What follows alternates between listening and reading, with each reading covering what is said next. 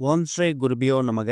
ஓம் ஸ்ரீ மகா பெரியவா சரணம். வரும் பிப்ரவரி 15ஆம் தேதி ஞாயிற்றுக்கிழமை மகா சிவராத்திரி. இப்ப நாம சொல்லக்கூடிய இந்த ஒரு விதை உங்க கையில இருந்தாலே போதும். பரம ஏழை கூட பணக்காரக மாறக்கூடிய யோகத்தை பெற முடியும். அது என்ன விதை, அதை எப்படி பயன்படுத்தணும்னு பார்க்கறதுக்கு முன்னாடி நம்மளோட வீடியோஸை இப்பதான் நீங்க ஃபர்ஸ்ட் டைம் பார்க்குறீங்கன்னா மறக்காம சப்ஸ்கிரைப் பண்ணிக்கோங்க.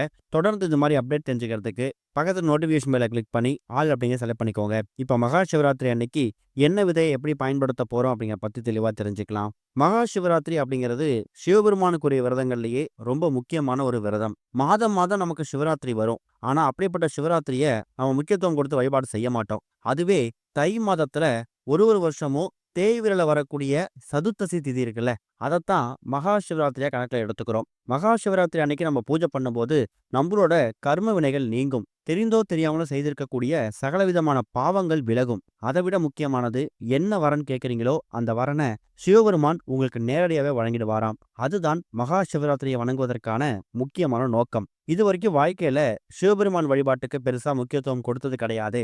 அதே மாதிரி பிரதோஷ விரதத்துக்கோ மற்ற விரதங்களுக்கோ முக்கியத்துவம் கொடுத்தது கிடையாது அப்படிங்கிறவங்க இந்த ஒரு மகா சிவராத்திரியில இருந்து நீங்க சிவபெருமானை வணங்கிட்டு அதுக்கப்புறமா பிரதோஷ விரதத்தையும் மற்ற விரதங்களையும் கடைபிடிக்க ஆரம்பிக்கலாம். மகா சிவராத்திரிக்குரிய அந்த தேய்பிரை சதுர்த்தசி திதி பிப்ரவரி 15ஆம் தேதி மாலை 5:51 தான் ஆரம்பிக்குது.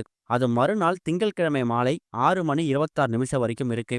எப்படி பார்த்தாலும் ஞாயிற்றுக்கிழமை இரவு தான் கண் விழிக்க போறீங்க. ஞாயிற்றுக்கிழமை மாலை 4:30 6 மணி வரைக்கும் ராகு காலம் இருக்கு. ராகு காலம் முடிஞ்சதுக்கு பிறகு சரியா ஒரு 6:15 மணிக்கு மேல உங்க வீட்டுல நீங்க பூஜை பண்ணலாம். அதுவும் சிவபெருமானுக்கு என்ன மாதிரி பூஜைகள் செய்யலாம், சிவபெருமானுக்கு பிடித்த நைவேத்தியங்கள், சிவபெருமானுக்கு உகந்த பொருட்கள், இது எல்லாத்தையும் பூஜையில வச்சு பூஜை பண்ணிட்டு அதுக்கப்புறம் உங்க விரதத்தை முடிக்கலாம். நிறைய பேருக்கு மகா சிவராத்திரி அன்னைக்கு 4 கால பூஜைகளை கலந்துக்கிறதுக்கான ஒரு வழிமுறை இருக்கும், ஒரு பழக்கம் இருக்கும். அப்படிப்பட்டவங்க தாராளமா நீங்க மாலை ஒரு 6:30 7 மணிக்கெல்லாமே முதல் கால பூஜையில கலந்துக்கிறதுக்கு நீங்க கோயிலுக்கு போயிடுங்க. அதிகாலை, அதாவது திங்கட்கிழமை அதிகாலை 7 மணி வரைக்கும் 4 கால பூஜைகள் தொடர்ந்து நடக்கும். இந்த 4 கால பூஜைகள்லயே ரொம்ப முக்கியமான பூஜை எதுன்னு கேட்டீங்கன்னா 3ஆம் கால பூஜை தான். நள்ளிரவு 12 மணில இருந்து அதிகாலை 3 மணி வரைக்கும் நடக்கக்கூடிய இந்த நிஷித்த கால பூஜைன்னு அழைக்கப்படக்கூடிய 3ஆம் கால பூஜை இருக்குல்ல, இதுல கலந்துக்கிறது விசேஷம். காரணம், இந்த 3ஆம் கால பூஜையில தான் பார்வதி தேவி விரதம் இருந்து சிவபெருமான் கிட்ட அவங்க வேண்டின வரத்தை வாங்கினாங்களாம். அவங்களுக்கு அப்படிப்பட்ட வரனை சிவபெருமான் கொடுத்துருக்காரு. அப்படிங்கும்போது கண்டிப்பா அந்த 3ஆம் கால பூஜையில கலந்துக்கிட்டு நம்ம சிவபெருமானை வணங்கும் போது நமக்கும் அதே பலன் கிடைக்கும். கோவிலுக்கு போக முடியல, 4 கால பூஜைகளை கலந்துக்க முடியல அப்படிங்கிறவங்க கவலைப்பட வேணாம்.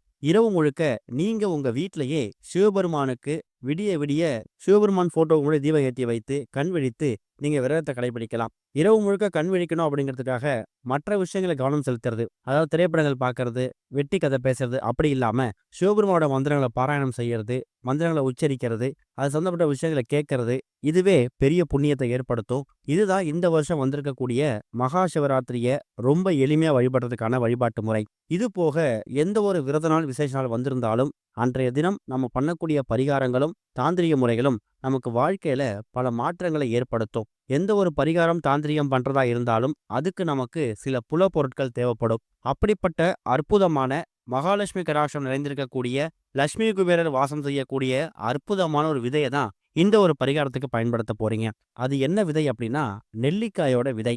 அதிக சத்து மிகுந்த ஆரோக்கியத்தை ஏற்படுத்தக்கூடிய இந்த நெல்லிக்காய் இருக்குல்ல, அதோட விதைய நீங்க உங்க கையால தயார் செய்யணும். நெல்லிக்காயை கடையிலேருந்து வாங்கிட்டு வந்து அதோட சதை பகுதியை எச்சில் படாத மாதிரி, நகம் படாத மாதிரி நீங்க தனியா எடுத்துக்கணும். அப்படி சதை பகுதியை மட்டும் தனியா எடுக்கும்போது உங்களுக்கு நெல்லிக்காய் விதை மட்டும் தனியா கிடைக்கும். குறைந்தது 3, அதிகபட்சம் எவ்வளவு நெல்லிக்காய் விதை வேணாலும் நீங்க தயார் செஞ்சு வச்சுக்கலாம். ஒருவேளை நெல்லிக்காய் பக்கத்துல கிடைக்கல, நெல்லிக்காய் விதையை மட்டும் எப்படி தயார் செய்யலாம்? தயார் செய்ய வேணாம். உங்க வீடு பக்கத்துல இருக்கக்கூடிய நாட்டு மருந்து கடைகள்ல இந்த நெல்லிக்காய் விதை ரெடிமேடாவே கிடைக்கும். அதை கூட வாங்கிட்டு வந்து வச்சுக்கலாம். ஃப்ரெஷ்ஷா என்னால் நெல்லிக்காய் வாங்கிட்டு வந்து அதோட சதை பகுதியை நீக்கி அந்த விதையை பயன்படுத்த முடியும் அப்படிங்கிறவங்க நேரடியா பயன்படுத்திக்கோங்க.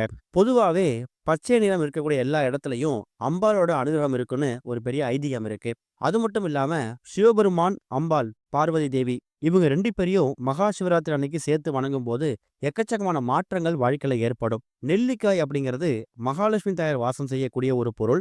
லட்சுமி குபேரருக்கு ரொம்ப பிடிச்ச ஒரு பொருள்.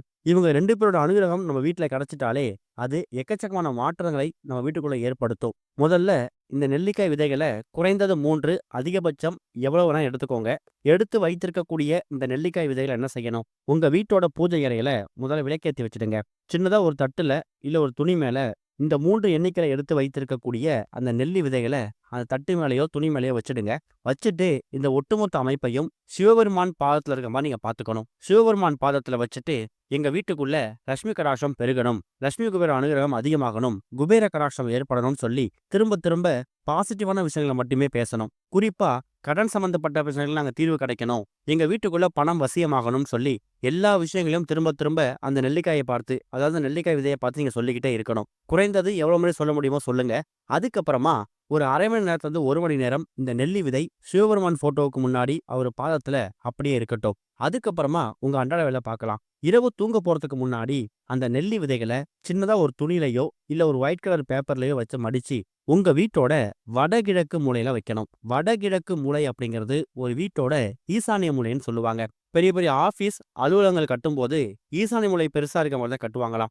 இந்த ஈசானி மூலையில விநாயகர் திருவுருவப் படம், குபேரர் படம் இதெல்லாமே வைக்கிறது ரொம்ப விசேஷம். அப்பேற்பட்ட ஈசானிய மூலை, அதாவது வடகிழக்கு மூலையில நீங்க தயார் செய்து வைத்திருக்கக்கூடிய அந்த நெல்லி விதைகள் இருக்கு இல்லையா, அத ஒரு பேப்பர்ல மடிச்சோ இல்ல ஒரு துணியில முடிஞ்சோ அந்த ஈசானிய மூலையில கொண்டு போய் வச்சிருங்க.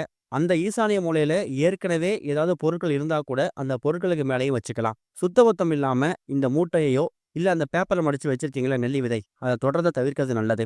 வெள்ளி மற்றும் செவ்வாய்க்கிழமைகள்ல கண்டிப்பான முறையில நீங்க தீப தூபம் போடணும். அது உள்ள வைத்திருக்கக்கூடிய அந்த நெல்லி விதை அவ்வளவு சீக்கிரம் கெட்டு போகாது. குறைந்தது ஒரு 3 மாதத்திலிருந்து 6 மாதம் வரைக்கும் அது அப்படி இருக்கலாம். 3 மாதம் 6 மாதத்துக்கு பிறகு அதை பிரித்து பார்த்து அதுல இருக்கக்கூடிய நெல்லி விதைகள் வீணா போயிருந்தா மட்டும் அதை கால் படந்த மாதிரி தண்ணியில விட்டுட்டு மறுபடியும் ஏதாவது சிவபெருமானுக்கு உகந்த பிரதோஷ நாள்லயோ இல்ல மகாலட்சுமி தாயாருக்கு உகந்த வெள்ளி மற்றும் ஞாயிற்றுக்கிழமைகள்லயோ திரும்பவும் நெல்லி விதைகளை தயார் செய்து எங்க எடுத்தீங்களோ அதே இடத்துல அந்த ஈசானிய மூலையில கொண்டு போய் வச்சிடுங்க. இப்படி வைக்கிறதால என்ன மாற்றம் வந்துட போகுது அப்படிங்கிற கேள்வி நிறைய பேருக்கு வரும். எவ்வளவு சம்பளம் வாங்கினாலும் அந்த சம்பளம் நம்ம கைக்கு வராம, அப்படியே நம்ம வீட்டுக்கு வராம, வீட்டுக்கு வந்தாலும் அது நிலையா தங்காம இருக்கிறதுக்கு முக்கியமான காரணமே வீண் விரயம், வீண் செலவு, எதிர்பாராத செலவுகள் தான். அந்த மாதிரி விஷயங்கள் தவிர்க்கப்படணும்.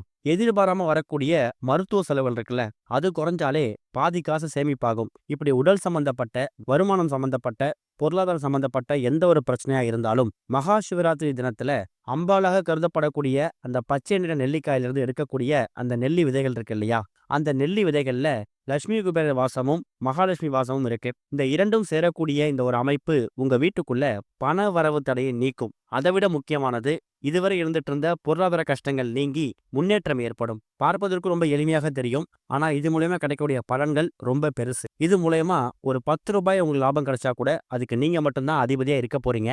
இந்த ஒரு மகா சிவராத்திரி அன்னைக்கு ஞாயிற்றுக்கிழமை மாலை ஒரு 6 மணிக்கு மேல இந்த பரிகாரத்தை பண்ணுங்க. கண்டிப்பா நல்ல முன்னேற்றம் ஏற்படுவதை நீங்க கண்கூடாக பார்க்க முடியும். ஓம் ஸ்ரீ குருபியோ நமக. ஓம் ஸ்ரீ மகா பெரியவா சரணம்.